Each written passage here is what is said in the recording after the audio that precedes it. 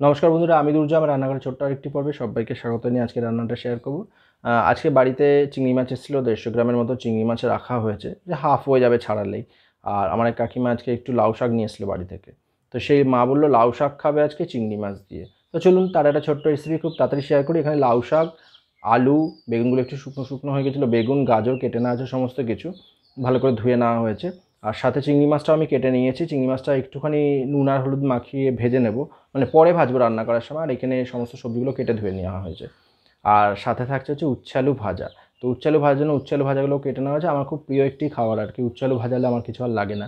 তো প্রথমে কেটে রাখা, মানে ছাড়িয়ে রাখা চিংড়ি মাছ নুন আর হলুদ দিয়ে একটু মাখিয়ে নিচ্ছি। দেখুন পরিমাণে কতটা হয়েছে, মানে কতটা ছিল আর কতটুকু হয়ে গেছে আর কি। তো এখানে নুন আর হলুদ মাখিয়ে নিলাম চিংড়ি মাছ। আর যেহেতু উচ্ছে আলু ভাজবো, উচ্ছে আলুর মধ্যে সামান্য পরিমাণে নুন আর হলুদ মাখিয়ে নিচ্ছি। রান্না করার সময় না চারদিকে এত চিৎকার চেঁচামেচি আওয়াজ হয় যে আলাদা করে আমাকে ভয়েসটা দিতে হয়।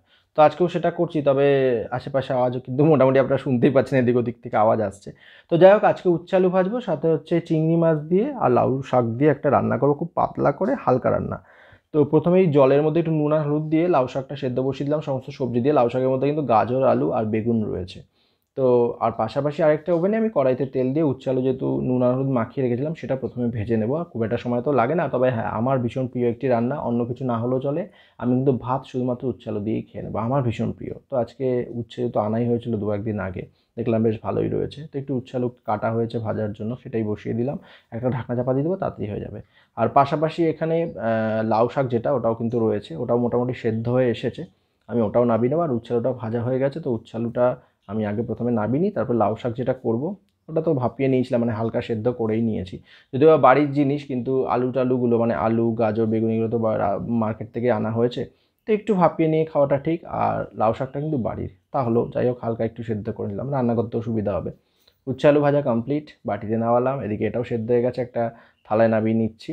তো এই ছিদ্রযুক্ত যে থালাগুলো হয় তাতে গিয়ে জলটা পড়ে যাবে, বেশ ভালো সুবিধা এটা দিয়ে কাজ করতে। কড়াইয়ে তেল দিলাম, ফোড়নে কালো জিরে, শুকনো লঙ্কা আর কয়েক কোয়া রসুন থেতো করে নিয়েছি সাঁড়াশি দিয়ে, সেটা দিয়ে দিচ্ছি। আর চিংড়ি মাছগুলো এবার আমি এর মধ্যে ভাজবো। তো চিংড়ি মাছগুলো দিয়ে দিলাম। চিংড়ি মাছ ভাজতে তো খুব একটা সময় লাগে না, একদম হালকা করেই ভাজবো। চিংড়ি মাছের স্বাদ কিন্তু এমনি এত ভালো, যে কোনো রান্নায় দিলেই রান্নার স্বাদ বেড়ে যায়। তো আমি হালকা করে চিংড়ি মাছটা ভেজে নিচ্ছি। এবার এর মধ্যে মশলা বলতে আদা জিরে কাঁচা লঙ্কা বাটা, তবে আজকে আদা ছিল না, তো আমি জিরে বাটা কাঁচা লঙ্কা বাটা দিয়ে কাজ চালাচ্ছি। সাথে স্বাদ অনুযায়ী নুন আর হলুদ, ব্যাস। আর শাক পাতাটা দেওয়ার পরে একটুখানি চিনি অ্যাড করে দেবো, যেহেতু লাউ শাকটা একটু চিনি দিলে ভালোই লাগবে। সেটা দিলাম, দিয়ে নাড়াচাড়া করব।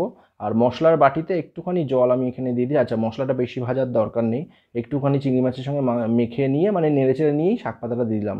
দিয়ে একটু জল দিয়ে দেবো, আর সাথে দিয়ে দেবো একটু স্বাদ অনুযায়ী চিনি, ব্যাস। আজকে এই রান্না কিন্তু বেশ ভালোই লাগে গরম ভাতের সাথে, যেহেতু মানে শীতকাল চলে গিয়ে গরমকাল চলে এসছে, বেশ গরম পড়ে গেছে, হালকা পাতলা রান্না ভালো। তবে চিংড়ি মাছ তো, চিংড়ি মাছ যে কোনো রান্নাতে পড়লে কিন্তু তার স্বাদ বহুগুণ বেড়ে যায়। আর আমি রান্না করার সময় একবার চেক করেছিলাম, মানে টেস্ট করে নিয়েছি, বেশ ভালো লাগলো দেখলাম। তো যাই হোক, মায়ের পছন্দ রান্না আজকে আমি আপনাদের সাথে শেয়ার করলাম। জানাতে ভুলবেন না যে আজকের ভিডিওটা, মানে আজকে রান্নার ভিডিওটা কেমন লাগলো। মূলত এটাই রান্না শেয়ার করা ছিল, কিন্তু পাশাপাশি যেহেতু উচ্ছে আলু ভেজেছিলাম, সেটা একটু শেয়ার করে নিলাম। তো এটা হয়ে গেছে, নামানোর আগে একটুখানি আটা দিলাম, আটা দিলে কি হয় একটু ঘন হয়। তো মাখা মাখা গা মাখা মাখা করে আমি এবার নাপিয়ে নেবো। এটা একদম রেডি গরম গরম ভাতের সাথে খাওয়ার জন্য। সাথে হচ্ছে দুপুরে খাওয়ার পাতে আমার পছন্দ উচ্ছে আলু ভাজা। তো এটা হয়ে গেছে রান্না, আমি একটা থালায় নামিয়ে নিচ্ছি। আজকে এটুকুই, দেখাচ্ছি নতুন পর্বে খুব তাড়াতাড়ি। আমার রান্নাঘরে আমি যা রান্না করি প্রত্যেকদিন, তাই শেয়ার করার চেষ্টা করি আপনাদের সঙ্গে। যেমন আজকে শেয়ার করলাম লাউ শাক দিয়ে চিংড়ি মাছ দিয়ে এই ছোট্ট একটা রেসিপি দুপুরের খাওয়ার পাতে। তো বন্ধুরা, খুব তাড়াতাড়ি দেখা যাচ্ছে নতুন পর্বে। আজকে কিন্তু এটুকুই। ভালো থাকবেন, সুস্থ থাকবেন, সাবধানে থাকবেন। আর হ্যাঁ, অবশ্যই যদি ভিডিওগুলো ভালো লাগে একটা লাইক করতে ভুলবেন না, বন্ধুদের সঙ্গে শেয়ার করতে ভুলবেন না। আর চ্যানেলটাকে ছোট্ট করে, মানে আপনার যদি ভালো লাগে তবে অবশ্যই সাবস্ক্রাইব করে আমার পাশে থাকবেন। আজকে এটুকুই, টাটা।